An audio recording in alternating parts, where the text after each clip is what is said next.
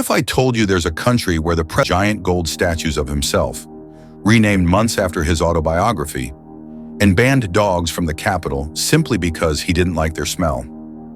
Welcome to Turkmenistan, a land of 6 million people, unimaginable natural gas wealth, and a leader so eccentric that his legacy feels more like satire than reality. Meet Saparmurat Niyazov, better known as Turkmenbashi, the self-proclaimed head of the Turkmen. For over 20 years, he ruled Turkmenistan in a way that makes even the wildest dystopian novels seem tame. But how did an orphan from a Soviet orphanage rise to become one of the world's most bizarre dictators? And what was life like under his eccentric rule? This story is stranger than fiction. Born in 1940, Niyazov's early life was anything but easy. Orphaned during World War II, he grew up in the harsh environment of a Soviet orphanage. Yet this adversity didn't hold him back.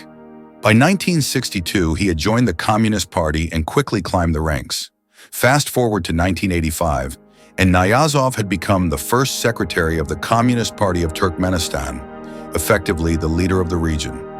But as the Soviet Union began to crumble, Niyazov saw an opportunity.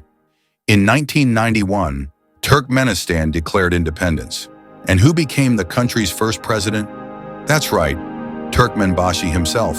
To keep things democratic, he held an election. Of course, he was the only candidate. This is where things get weird. Niyazov didn't just lead Turkmenistan, he owned it. He erected golden statues of himself, including one that rotated to always face the sun. Why? Well, because why not?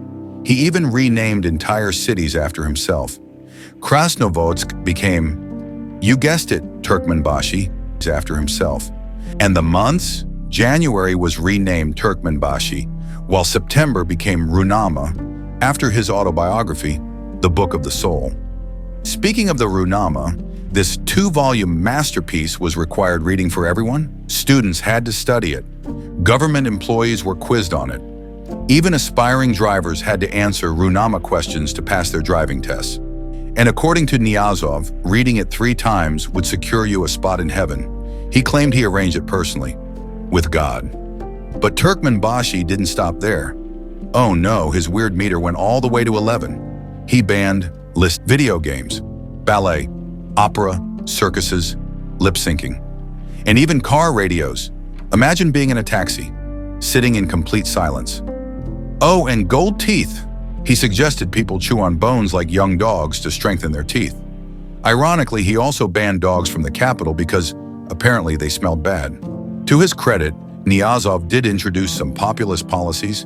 He provided citizens with free water, gas, electricity, but before you think he was a hero, consider the cost of his rule.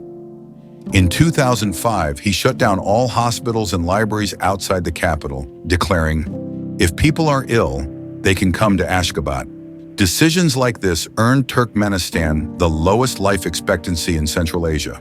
In 2006, after 21 years in power, Turkmenbashi's reign came to an abrupt end. He died of a heart attack at just 66, leaving no clear successor. The nation descended into chaos.